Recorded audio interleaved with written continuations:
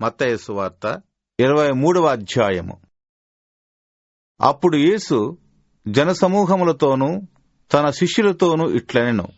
శాస్త్రులను పరిసయ్యులను మోషే పీఠమందు కూర్చుండువారు గనుక వారు మీతో చెప్పు వాటినన్నిటినీ అనుసరించి గైకునుడి. ఆయనను వారి క్రియల చొప్పున చేయకుడి. వారు చెప్పుదురే గాని చేయరు. మోయశక్యము కాని భారమైన బరువులు కట్టి మనుష్యుల భుజముల మీద వారు పెట్టుదురే గాని తమ వ్రేలితోనైనా వాటిని కదిలింపనలరు. మనుష్యులకు కనబడు నిమిత్తము తమ పనులన్నీయూ చేయుదురు. తమ రక్షరేకులు వెడల్పుగాను తమ చెంగులు పెద్దవుగాను చేయుదురు. విందులలో అగ్రస్థానములను, సమాజ మందిరములలో అగ్రపీఠములను, సంత వీధులలో వందనములను, మనుష్యుల చేత బోధకులని పిలువబడుటయూ కోరుదురు. మీరైతే బోధకులని పిలువబడవద్దు. ఒక్కడే మీ బోధకుడు. మీరందరూ సహోదరులు.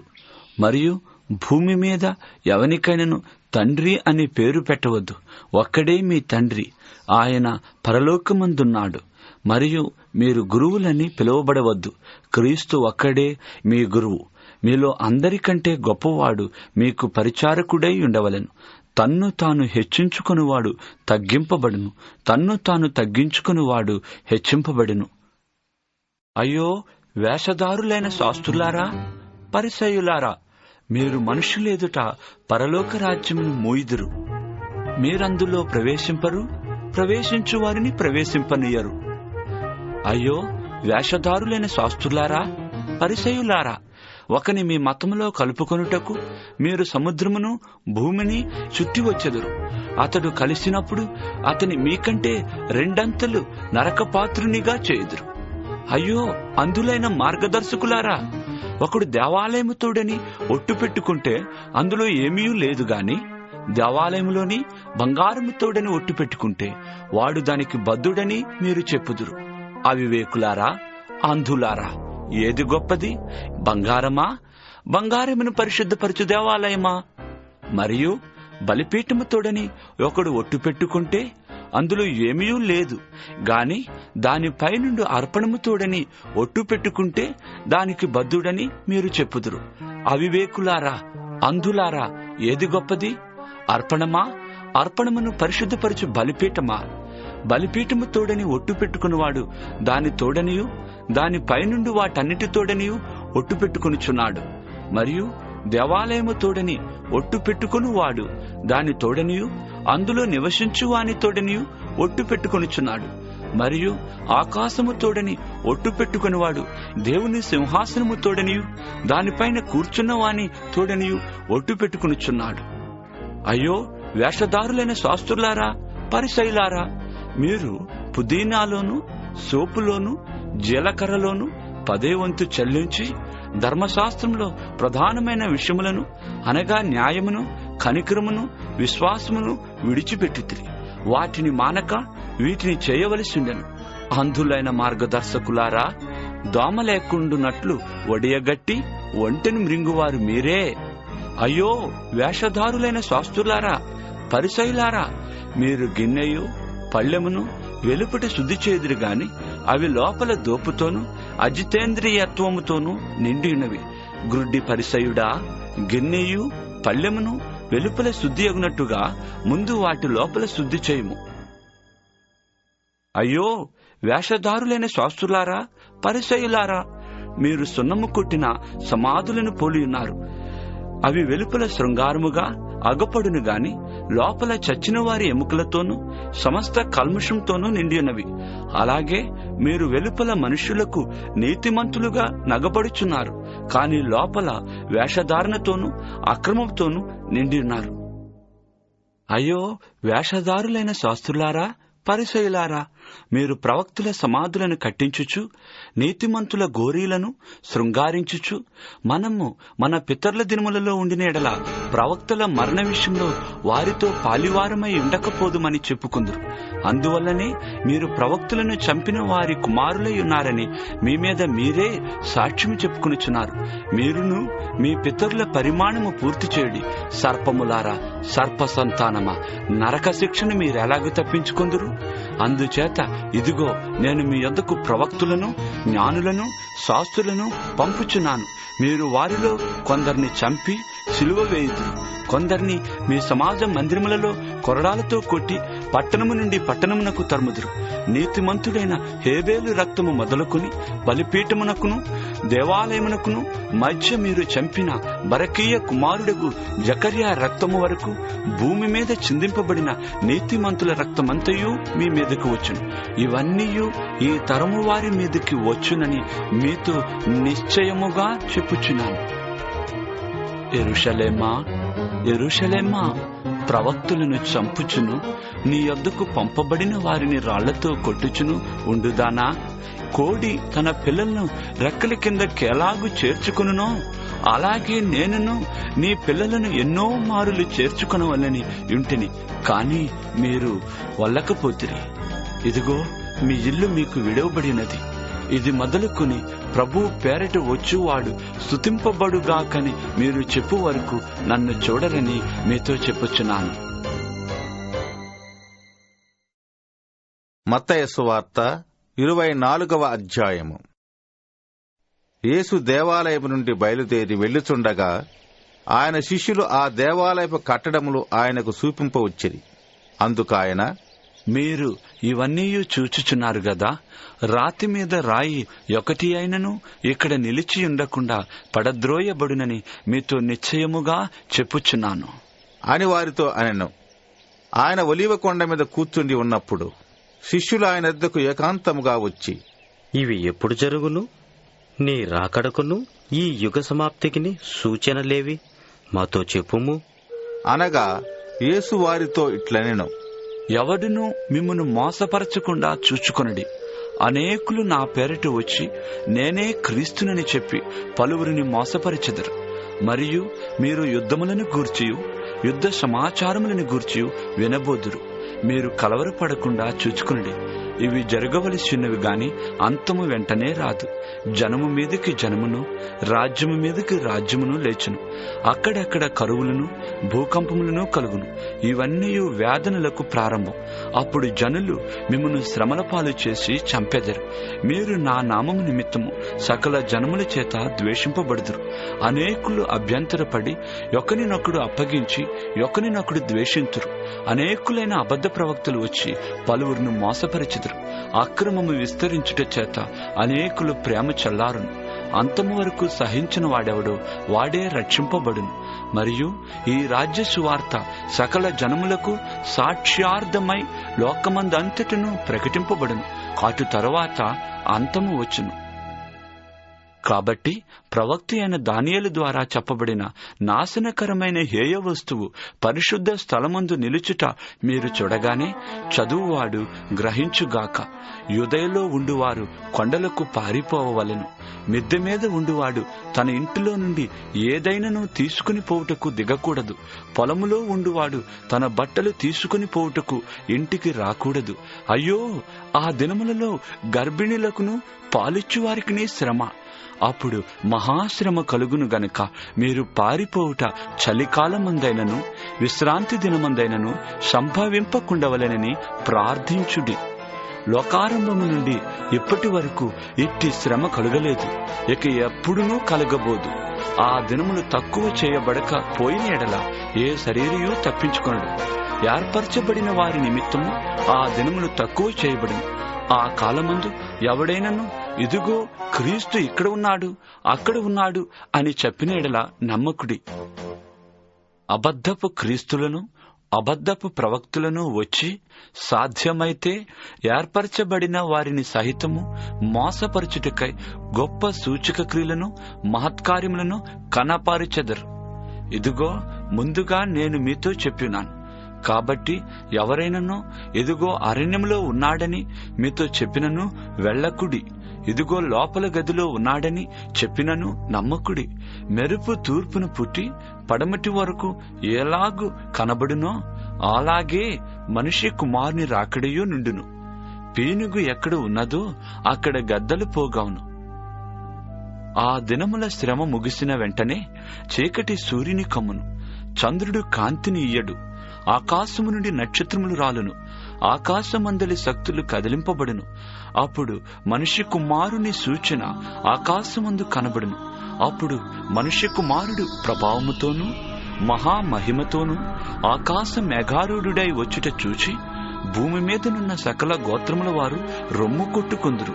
మరియు ఆయన గొప్ప బూరతో తన దూతలను పంపును.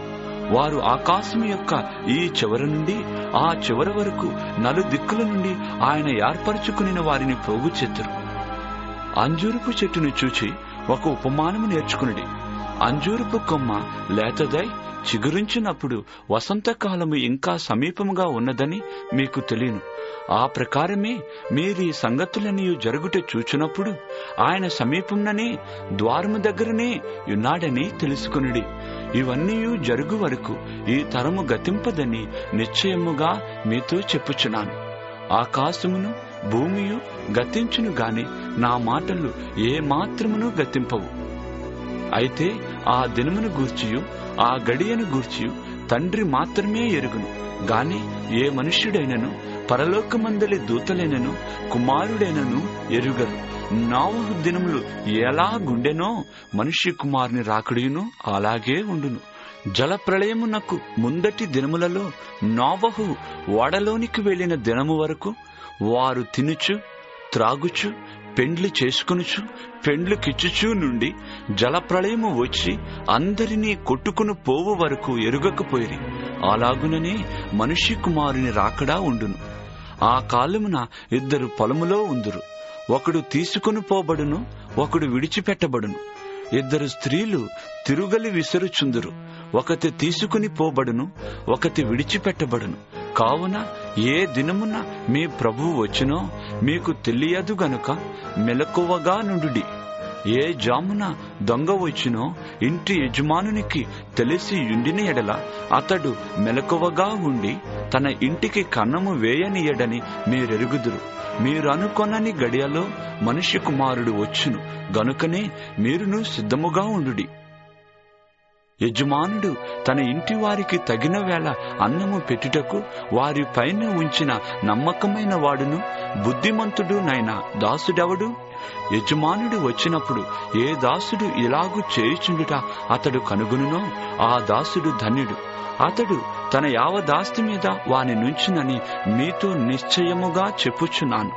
అయితే దుష్టుడైన యొక్క దాసుడు నా యజమానుడు ఆలస్యము చేయుచున్నాడని తన మనస్సులో అనుకుని తన తోడి దాసులను కొట్ట మొదలుపెట్టి త్రాగుబోతులతో తినుచు త్రాగుచూ నుంటే ఆ దాసుడు కనిపెట్టని దినములోను వాడనుకునని గడియలోను వాని యజమానుడు వచ్చి వానిని నరికించి వేషధారులతో కూడా వానికి పాలు నియమించను. అక్కడ ఏడ్పును పండ్లు కొరుకుటయు నుండును. మత్తయి సువార్త 25వ అధ్యాయము. పరలోక రాజ్యము తమ దివిటీళ్లు పట్టుకుని పెండ్లి కుమారుని ఎదుర్కొనుటకు బయలుదేరిన 10 మంది కన్యకులను పోలియున్నది. వీరిలో 5 బుద్ధిలేని వారు, 5 బుద్ధి గలవారు. బుద్ధిలేని వారు తమ దివిటీళ్లు పట్టుకుని తమతో కూడా నూనె తీసుకుని పోలేదు. బుద్ధిగలవారు తమ దివిటీలతో కూడా సిద్ధలలో నూనె తీసుకుని పోయిరి. పెండ్లి కుమారుడు ఆలస్యము చేయగా వారందరూ కునికి నిద్రించుచుండిరి. అర్ధరాత్రి వేళ ఇదిగో పెండ్లి కుమారుడు, అతనిని ఎదుర్కొనరండి అను కేక వినబడెను. అప్పుడు ఆ కన్యకలందరూ లేచి తమ దివిటీలను చక్కపరిచిరి. కాని బుద్ధిలేని ఆ కన్యకలు, మా దివిటీలు ఆరిపోవుచున్నవి గనుక మీ నూనెలో కొంచెము మాకియుడని బుద్ధిగలవారిని అడిగిరి. అందుకు బుద్ధిగల కన్యకలు, మాకును మీకును ఇది చాలదేమో, మీరు అమ్మవారి యొద్దకు పోయి కొనుక్కొనుడి అని చెప్పిరి. వారు కొనబోవుచుండగా పెండ్లి కుమారుడు వచ్చెను. అప్పుడు సిద్ధపడి ఉన్నవారు అతనితో కూడా పెండ్లి విందుకు లోపలికి పోయిరి. అంతట తలుపు వేయబడిను. ఆ తరువాత తక్కిన కన్యకలు వచ్చి, అయ్యా అయ్యా మాకు తలుపు తీయము అని అడుగగా అతడు, మిమ్ము నెరుగునని మీతో నిశ్చయముగా చెప్పుచున్నాను అనెను. ఆ దినమైనను గడి అయినను మీకు తెలియదు గనుక మెళకువగా ఉండుడి. పరలోక రాజ్యము ఒక మనుష్యుడు దేశాంతరమునకు ప్రయాణమై తన దాసులను పిలిచి తన ఆస్తిని వారికి అప్పగించినట్లుండును. ఒకడు ఒకనికి 5 తలాంతులను, ఒకనికి 2, ఒకనికి 1, ఎవని సామర్థ్యము చొప్పున వానికిచ్చి వెంటనే దేశాంతరము పోయెను. 5 తలాంతులు తీసుకునినవాడు వెళ్లి వాటితో వ్యాపారము చేసి మరి 5 తలాంతులు సంపాదించెను. అలాగుననే 2 తీసుకునినవాడు మరి 2 సంపాదించెను. అయితే 1 తలాంతు తీసుకునినవాడు వెళ్లి భూమి త్రవ్వి తన యజమానుని సొమ్ము దాచిపెట్టెను. బహుకాలమైన తరువాత ఆ దాసుల యజమానుడు వచ్చి వారి యొద్ద లెక్క చూచుకొనెను. అప్పుడు 5 తలాంతులు తీసుకునినవాడు మరి 5 తలాంతులు తెచ్చి, అయ్యా, నీవు నాకు 5 తలాంతులు అప్పగించితివే, అవియుగాక మరి 5 తలాంతులు సంపాదించి తిని అని చెప్పాను. అతని యజమానుడు, భళా నమ్మకమైన మంచి దాసుడా, నీవు ఈ కొంచెములో నమ్మకముగా ఉంటివి, నిన్ను అనేకమైన వాటి మీద నియమించేదనను, నీ యజమానుని సంతోషములో పాలు పొందుమని అతనితో చెప్పాను. అలాగే 2 తలాంతులు తీసుకునినవాడు వచ్చి, అయ్యా, నీవు నాకు 2 తలాంతులు అప్పగించితివే, అవియుగాక మరి 2 తలాంతులు సంపాదించి తినని చెప్పాను. అతని యజమానుడు, భళా నమ్మకమైన మంచి దాసుడా, నీవు ఈ కొంచెములో నమ్మకముగా ఉంటివి, నిన్ను అనేకమైన వాటి మీద నియమించెదను, నీ యజమాని సంతోషములో పాలు పొందుమని అతనితో చెప్పాను. తరువాత 1 తలాంతు తీసుకొనిన వాడును వచ్చి, అయ్యా, నీవు విత్తని చోట కోయువాడవును, చల్లని చోట పంట కూర్చుకునివాడవునైనా కఠినుడవని నేనెరుగుదును. గనుక నేను భయపడి వెళ్లి నీ తలాంతును భూమిలో దాచిపెట్టి తిని, ఇదిగో నీది నీవు తీసుకొనుమని చెప్పాను. అందుకు అతని యజమానుడు వానిని చూచి, సోమరివైన చెడ్డదాసుడా, నేను విత్తని చోట కోయువాడను, చల్లని చోట పంట కూర్చుకొనివాడనని నీవు ఎరుగుదువా? అట్లయితే నీవు నా సొమ్ము సాహుకారుల యొద్ద ఉంచవలసి ఉండెను. నేను వచ్చి వడ్డీతో కూడా నా సొమ్ము తీసుకునిందునే అని చెప్పి ఆ తలాంతును వాని యొద్ద నుండి తీసివేసి 10 తలాంతులు గలవానికి ఇడి. కలిగిన ప్రతివానికి ఇయ్యబడును, అతనికి సమృద్ధి కలుగును. లేని వాని యొద్ద నుండి వానికి కలిగినది తీసివేయబడును. మరియు పనికి మాలిన ఆ దాసుని వెలుపటి చీకటిలోనికి త్రోసివేయడి, అక్కడ ఏడుపును పండ్లు కొరుకుటియు ఉండుననెను. తన మహిమతో మనుష్య కుమారుడును ఆయనతో కూడా సమస్త దూతలను వచ్చినప్పుడు ఆయన తన మహిమగల సింహాసనం మీద ఆసీనుడై ఉండును. అప్పుడు సమస్త జనములు ఆయన ఎదుట పోగు చేయబడుదురు. గొల్లవాడు మేకలలో నుండి గొర్రెలను వేరుపరచునట్లు ఆయన వారిని వేరుపరచి తన కుడివైపున గొర్రెలను ఎడమవైపున మేకలను నిలువబెట్టును. అప్పుడు రాజు తన కుడివైపున ఉన్నవారిని చూచి, నా తండ్రి చేత ఆశీర్వదింపబడిన వారలారా, రండి, లోకము పుట్టినది మొదలుకొని మీ కొరకు సిద్ధపరచబడిన రాజ్యమును స్వతంత్రించుకునిడి. నేను ఆకలిగొంటిని, మీరు నాకు భోజనము పెట్టితిరి, దప్పిగొంటిని, నాకు దాహం ఇచ్చితిరి, పరదేశిన ఇంటిని నన్ను చేర్చుకుంటిరి, దిగంబరిన ఇంటిని నాకు బట్టలిచ్చితిరి, రోగిన ఇంటిని నన్ను చూడవచ్చితిరి, చెరసాలలో ఉంటిని నా యొద్దకు వచ్చితిరి అని చెప్పును. అందుకు నీతిమంతులు, ప్రభువా, ఎప్పుడు నీవు ఆకలిగొనిండుటి చూచి నీకు ఆహారమిచ్చితిమి? నీవు దప్పిగొనిండుటి చూచి ఎప్పుడు దాహమిచ్చితిమి? ఎప్పుడు పరదేశివైండుటి చూచి నిన్ను చేర్చుకుంటిమి? దిగంబరువైండుటి చూచి బట్టలిచ్చితిమి? ఎప్పుడు రోగివై ఇండుటి అయినను చెరసాలలో ఉండుటి అయినను చూచి నీ యొద్దకు వచ్చితిమని ఆయనను అడిగెదరు. అందుకు రాజు, మిక్కిలి అల్పులైన ఈ నా సహోదరులలో ఒకనికి మీరు చేసితిరి గనుక నాకు చేసితిరని నిశ్చయముగా మీతో చెప్పుచున్నాను అని వారితో అనును. అప్పుడు ఆయన ఎడమవైపున ఉండి వారిని చూచి, శపింపబడిన వారులారా, నన్ను విడిచి అపవాదికిని వాని దూతలకును సిద్ధపరచబడిన నిత్యాగ్నిలోనికి పోవుడి. నేను ఆకలిగొంటిని, మీరు నాకు భోజనం పెట్టలేదు, దప్పిగొంటిని, మీరు నాకు దాహమియ్యలేదు, పరదేశిన ఇంటిని మీరు నన్ను చేర్చుకొనలేదు, దిగంబరిన ఇంటిని మీరు నాకు బట్టలియ్యలేదు, రోగినై చెరసాలలో ఉంటిని మీరు నన్ను చూడరాలేదని చెప్పును.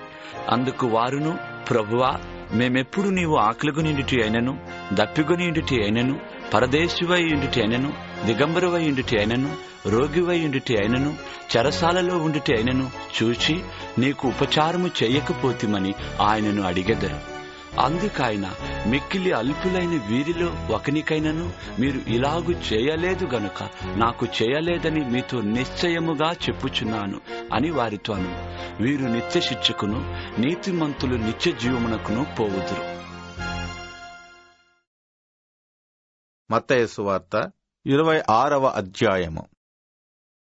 యేసు ఈ మాటలన్నీ చెప్పి శాలించిన తరువాత జరిగినదేమనగా, ఆయన తన శిష్యులను చూచి, 2 దినములైన పిమ్మట పస్కా పండుగ వచ్చుననియు, అప్పుడు మనుష్య కుమారుడు సిలువ వేయబడుటకై అప్పగింపబడుననియు మీకు తెలియను అని చెప్పెను. ఆ సమయమున ప్రధాన యాజకులను, ప్రజల పెద్దలను, కైప అను ప్రధాన యాజకుని మందిరంలోనికి కూడి వచ్చి యేసును మాయోపాయము చేత పట్టుకొని సంపవలనని ఏకమై ఆలోచన చేసిరి. అయితే ప్రజలలో అల్లరి కలుగకుండునట్లు పండుగలో వద్దు అని చెప్పుకొనిది. యేసు బేతనియలో కుష్ఠరోగి అయిన సిమోని ఇంట ఉన్నప్పుడు ఒక స్త్రీ మిక్కిలి విలువగల అత్తరుబుడ్డి తీసుకొని ఆయన యొద్దకు వచ్చి ఆయన భోజనమును కూర్చుండగా దానిని ఆయన తల మీద పోసెను. శిష్యులు చూచి కోపపడి, ఈ నష్టమెందుకు? దీనిని గొప్ప వెలకు అమ్మి బీదలకు ఇయ్యవచ్చునే అనిది. యేసు ఆ సంగతి తెలుసుకొని, ఈ స్త్రీ నా విషయమై ఒక మంచి కార్యము చేసెను. ఈమెను మీరేలా తొందర పెట్టుచున్నారు? బీదలెల్లప్పుడూ మీతో కూడా ఉన్నారు, గాని నేనెల్లప్పుడూ మీతో కూడా ఉండను. ఈమె ఈ అత్తరు నా శరీరము మీద పోసి నా భూస్థాపన నిమిత్తము దీనిని చేసెను. సర్వలోకమందు ఈ సువార్త ఎక్కడ ప్రకటింపబడునో అక్కడ ఈమె చేసినదియు ఈమె జ్ఞాపకార్థముగా ప్రశంసింపబడునని మీతో నిశ్చయముగా చెప్పుచున్నాను అని వారితో అనెను. అప్పుడు 12 మందిలో ఒకడకు ఇస్కరియోతు యూదా ప్రధాన యాజకుల యొద్దకు వెళ్లి, నేనాయనను మీకప్పగించిన ఎడల నాకు ఏమి ఇత్తురు అని వారిని అడిగను. అందుకు వారు 30 వెండి నాణెములు తూచి వానికి ఇచ్చిరి. వాడప్పటి నుండి ఆయన్ను అప్పగించుటకు తగిన సమయము కనిపెట్టుచుండెను. పులిల రొట్టెల పండుగలో మొదటి దినమందు శిష్యులు యేసునొద్దకు వచ్చి, పస్కాను భుజించుటకు మేము నీ కొరకు ఎక్కడ సిద్ధపరచుకోరుచున్నావు అని అడిగిరి.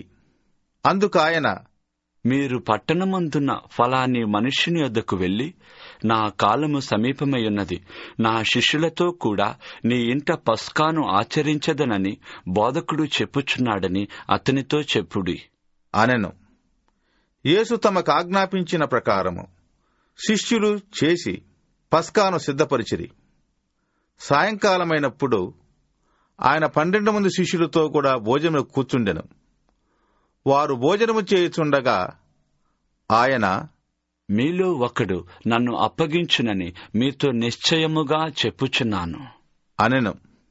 అందుకు వారు బహుదుఃఖపడి ప్రతివాడును, ప్రభువా నేనా అని ఆయన నడుగగా ఆయన, నాతో కూడా పాత్రలో చెయ్యి ముంచిన వాడెవడో వాడే నన్ను అప్పగించువాడు. మనిషి కుమారుని గూర్చి వ్రాయబడిన ప్రకారము ఆయన పోవుచున్నాడు, గాని ఎవని చేత మనిషి కుమారుడు అప్పగింపబడుచున్నాడో ఆ మనుష్యునికి శ్రమ. ఆ మనుష్యుడు పుట్టియుండని ఎడల వానికి మేలు అని చెప్పాను. ఆయన్ను అప్పగించిన యూదా, బోధకుడా నేనా అని అడుగగా ఆయన, నీవన్నట్టే అనెను. వారు భోజనము చేయుచుండగా యేసు ఒక రొట్టె పట్టుకొని దాన్ని ఆశీర్వదించి విరిచి తన శిష్యులకిచ్చి, మీరు తీసుకుని తినుడి, ఇది నా శరీరము అని చెప్పాను. మరియు ఆయన గిన్నె పట్టుకొని కృతజ్ఞతాస్తుతులు చెల్లించి వారికిచ్చి, దీనిలోనిది మీరందరూ త్రాగుడి, ఇది నా రక్తము, అనగా పాప క్షమాపణ నిమిత్తము అనేకుల కొరకు చిందింపబడుచున్న నిబంధన రక్తము. నా తండ్రి రాజ్యములో మీతో కూడా నేను ఈ ద్రాక్షారసము క్రొత్తదిగా త్రాగు దినము వరకు ఇకను దాన్ని త్రాగనని మీతో చెప్పుచున్నాను అనెను. అంతట వారు కీర్తన పాడి ఒలీవల కొండకు వెళ్ళిరి. అప్పుడు యేసు వారిని చూచి, ఈ రాత్రి మీరందరూ నా విషయమై అభ్యంతరపడెదరు. యాలనగా గొర్రెల కాపరిని కొట్టుదును, మందల్లోని గొర్రెలు చెదరిపోవును అని వ్రాయబడి ఉన్నది గదా. నేను లేచిన తరువాత మీకంటే ముందుగా గలిలయకు వెళ్ళెదను అనెను. అందుకు పేతురు, నీ విషయమై అందరూ అభ్యంతరపడినను నేను ఎప్పుడునూ అభ్యంతరపడను అని ఆయనతో చెప్పగా, యేసు అతని చూచి, ఈ రాత్రి కోడి కూయక మునిపే నీవు నన్ను ఎరుగనని ముమ్మారు చెప్పెదవని నీతో నిశ్చయముగా చెప్పుచున్నాను అనెను. పేతురాయనను చూచి, నేను నీతో కూడా చావవలసి వచ్చినను నిన్ను ఎరుగనని చెప్పను అనెను. అదే ప్రకారము శిష్యులందరూ అనిది. అంతటా యేసు వారితో కూడా గెత్సేమనే అనబడిన చోటికి వచ్చి, నేను అక్కడికి వెళ్లి ప్రార్థన చేసి వచ్చే వరకు మీరిక్కడ కూర్చుండి అని శిష్యులతో చెప్పి, పేతురును జెబెదయి 2 కుమారులను వెంటబెట్టుకుని పోయి దుఃఖపొట్టుకును చింతాక్రాంతుడగుటకును మొదలుపెట్టాను. అప్పుడు యేసు, మరణమగునంతగా నా ప్రాణము బహు దుఃఖములో మునిగియున్నది. మీరు ఇక్కడ నిలిచి నాతో కూడా మెలకువగా నుండుడి అని వారితో చెప్పి కొంత దూరము వెళ్లి సాగిలపడి, నా తండ్రి, సాధ్యమైతే ఈ గిన్నె నా యొద్ద నుండి తొలగిపోనేమో. అయినను నా ఇష్ట ప్రకారము కాదు, నీ చిత్త ప్రకారమే కానిమ్ము అని ప్రార్థించెను. ఆయన మరలా శిష్యుల ఎద్దుకు వచ్చి వారు నిద్రించుడు చూచి, ఒక్క గడియ అయినను నాతో కూడా మెలుకునిండలేరా? మీరు శోధనలో ప్రవేశించుకున్నట్లు మెలకువగా ఉండి ప్రార్థన చేయండి. ఆత్మ సిద్ధమే, కాని శరీరము బలహీనము అని పేతురుతో చెప్పి మరలా 2వ మారు వెళ్లి, నా తండ్రి, నేను దీనిని త్రాగితేనే కాని ఇది నా యొద్ద నుండి తొలగిపోవట సాధ్యము కాని ఎడల నీ చిత్తమే సిద్ధించుగాక అని ప్రార్థించి తిరిగి వచ్చి వారు మరలా నిద్రించుడు చూచెను. ఏలయనగా వారి కన్నులు భారముగా ఉండెను. ఆయన వారిని మరలా విడిచి వెళ్లి ఆ మాటలే చెప్పుచూ 3వ మారు ప్రార్థన చేసెను. అప్పుడు ఆయన తన శిష్యుల యొద్దకు వచ్చి, ఇక నిద్రపోయి అలసట తీర్చుకోండి. ఇదిగో ఆ గడియ వచ్చి ఉన్నది. మనుష్య కుమారుడు పాపుల చేతికి అప్పగింపబడుచున్నాడు. లెండి, వెళ్ళుదము. ఇదిగో నన్ను అప్పగించువాడు సమీపించి ఉన్నాడు అని వారితో చెప్పెను. ఆయన ఇంకనూ మాట్లాడుచుండగా 12 మందిలో ఒకడు యూదా వచ్చెను. వానితో కూడా బహుజన సమూహము కత్తులు గుదియలు పట్టుకొని ప్రధాన యాజకుల యొద్ద నుండి ప్రజల పెద్దల యొద్ద నుండి వచ్చెను. ఆయనను అప్పగించువాడు, నేనెవరిని ముద్దు పెట్టుకొందునో ఆయనే యేసు, ఆయనను పట్టుకొనుడి అని వారికి గుర్తు చెప్పి వెంటనే యేసు నొద్దకు వచ్చి, బోధకుడా, నీకు శుభము అని చెప్పి ఆయన ముద్దు పెట్టుకొనెను. యేసు, చెలికాడా, నీవు చేయవచ్చినది చేయుము అని అతనితో చెప్పగా వారు దగ్గరకు వచ్చి ఆయన మీద పడి ఆయన పట్టుకునేది.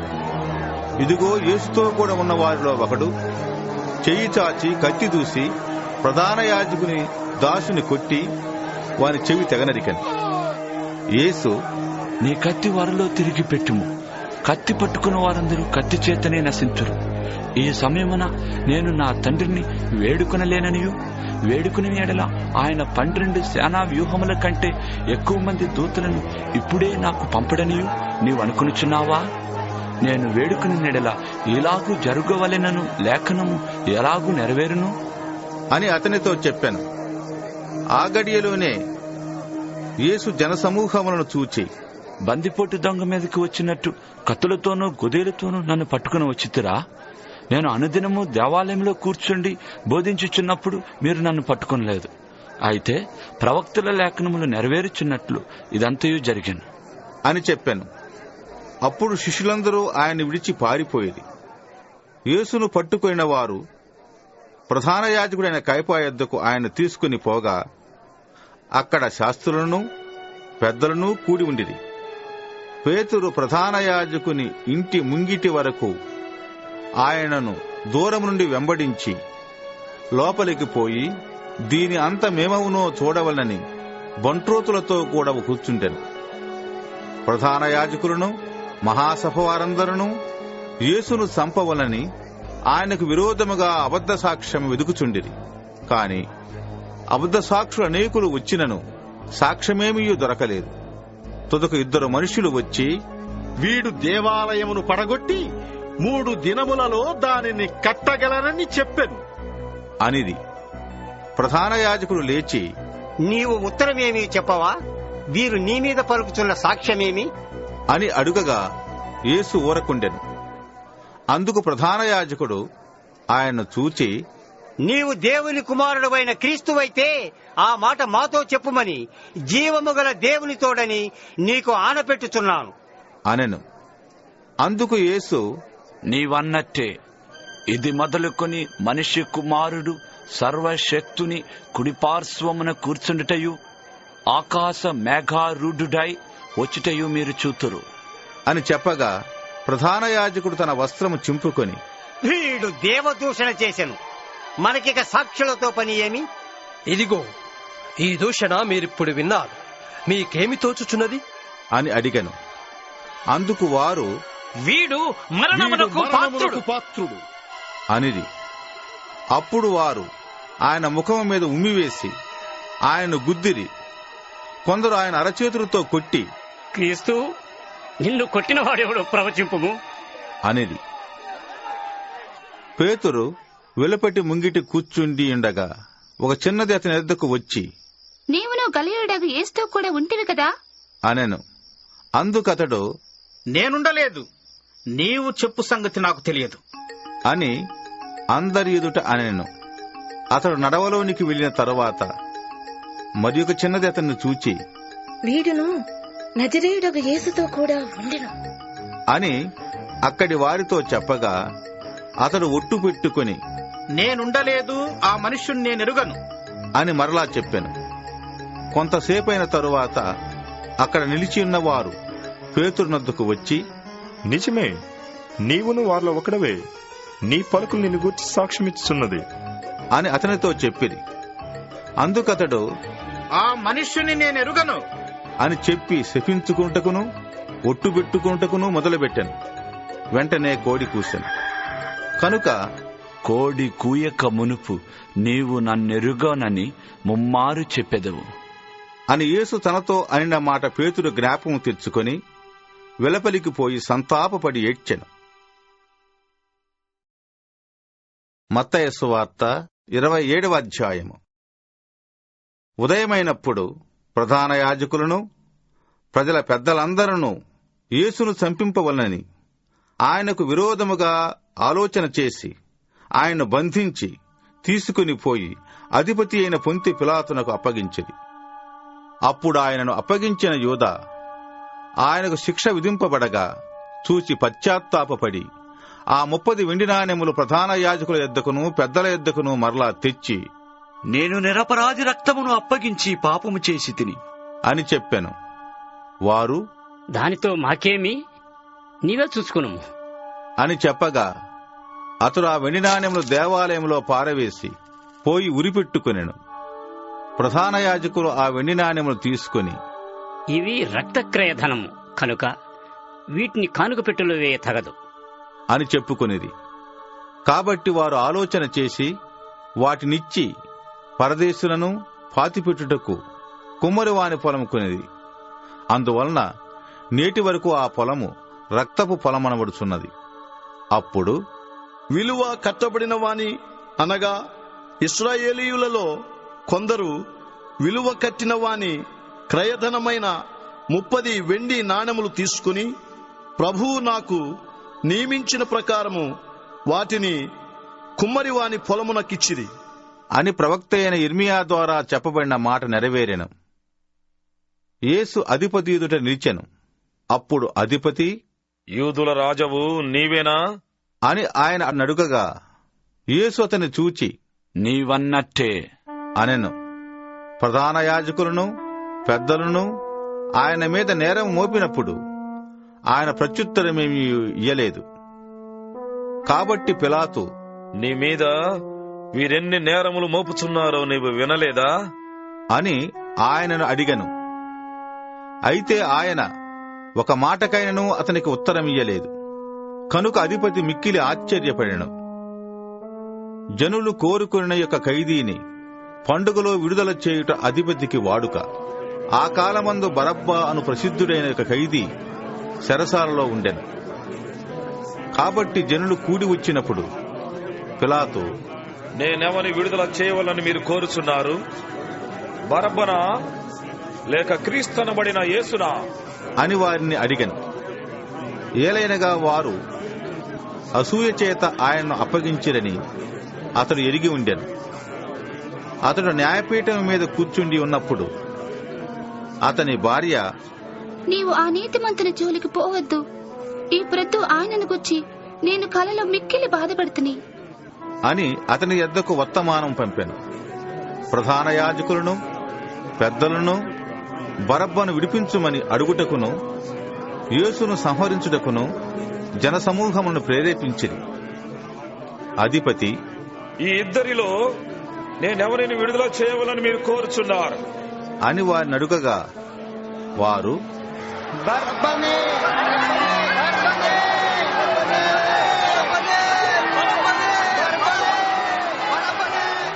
అనిది. అందుకు పిలాతు, అలాగైతే క్రీస్తనబడిన యేసును ఏమి చేతను అని వారిని అడుగగా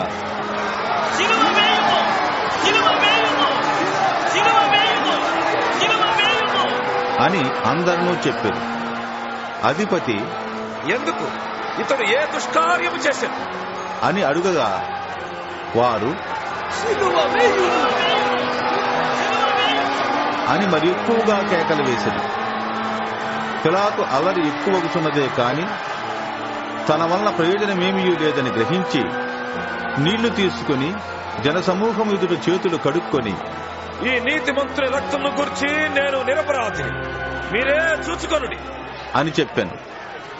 అందుకు ప్రజలందరూ, వాని రక్తము మా మీదను మా పిల్లల మీదను ఉండుగాక అనేది.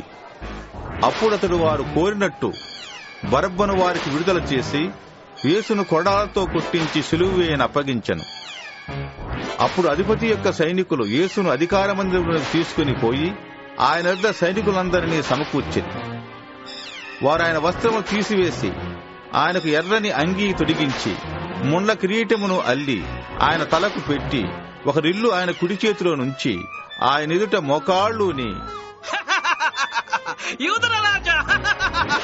నీకు శుభము అని ఆయన అపహసించి ఆయన మీద ఉమ్మివేసి ఆ రిల్లును తీసుకుని దానితో ఆయనను తల మీద కొట్టిరి.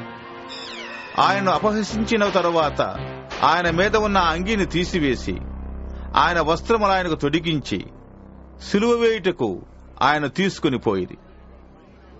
వారు వెళ్ళుచుండగా కురేనీయుడైన సిమోనను ఒకడు కనపడగా ఆయన సిలువ మోయుటకు అతనిని బలవంతము చేసిరి. వారు కపాలస్థలమును అర్థమిచ్చు గొల్గతా అనబడిన చోటికి వచ్చి చేదు కలిపిన ద్రాక్షారసమును ఆయనకు త్రాగనిచ్చిరి గాని ఆయన దాని రుచి చూచి త్రాగనొల్లకపోయాను. వారు ఆయన సిలువ వేసిన పిమ్మట సీట్లు వేసి ఆయన వస్త్రములు పంచుకునిది. అంతటా వారక్కడ కూర్చుండి ఆయనకు కావిలి ఉండిది.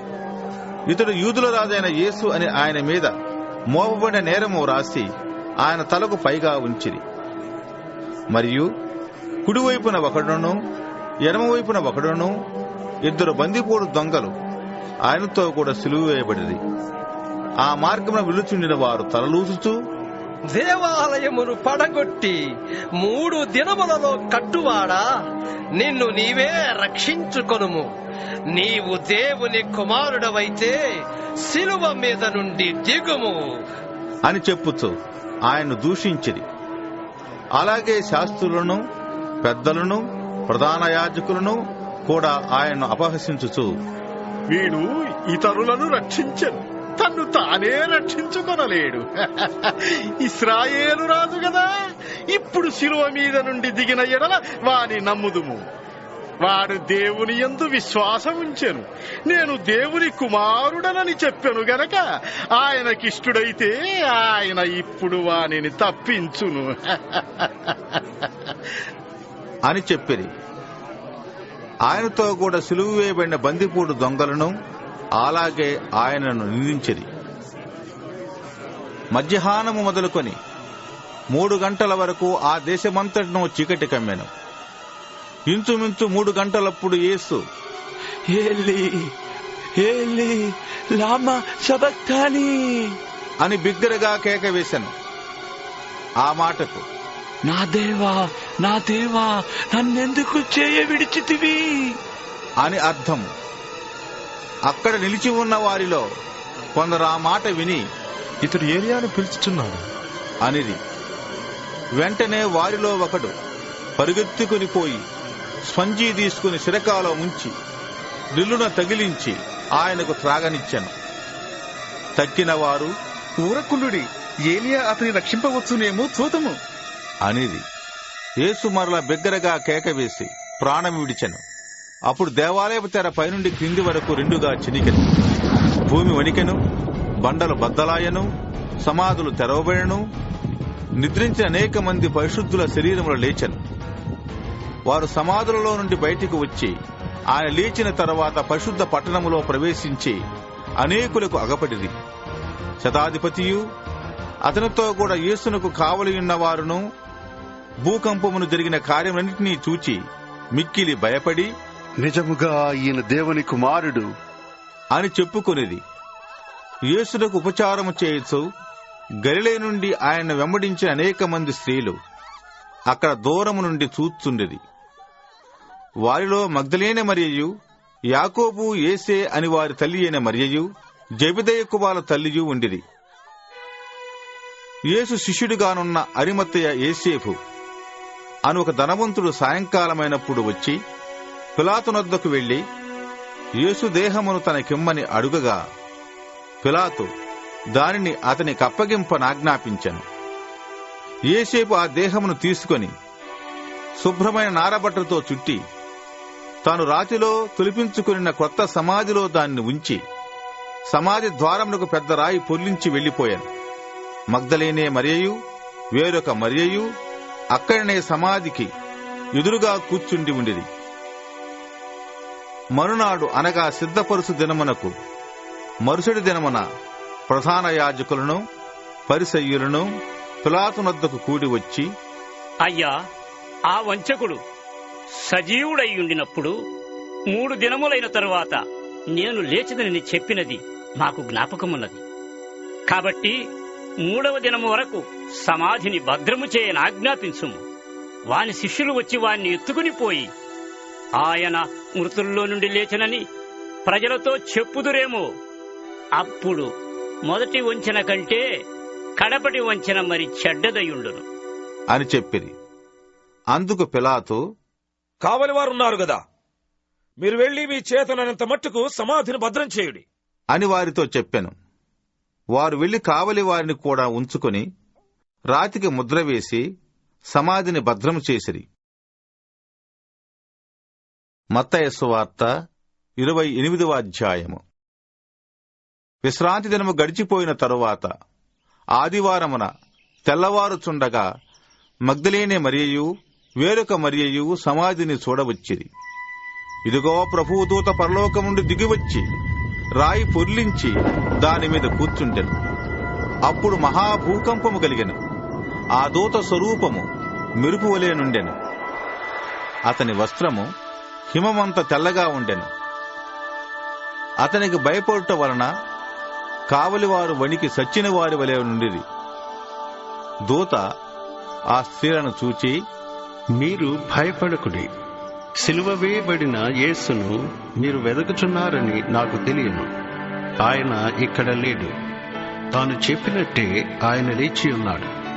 రండి, ప్రభువు పడుకుని స్థలము చూచి త్వరగా వెళ్లి ఆయన మృతులలో నుండి లేచి ఉన్నాడని ఆయన శిష్యులకు తెలియజేయండి. ఇదిగో, ఆయన గలిలయలోనికి మీకు ముందుగా వెలుచున్నాడు.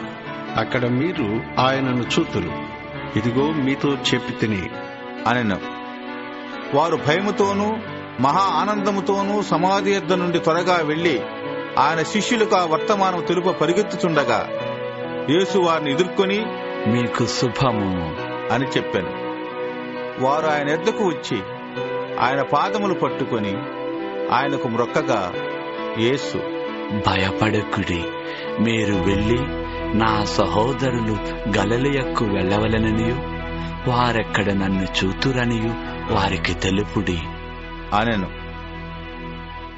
వారు వెళ్ళుచుండగా కావలి వారిలో కొందరు పట్టణంలోనికి వచ్చి జరిగిన సంగతులన్నిటినీ ప్రధాన యాజకులతో చెప్పిరి.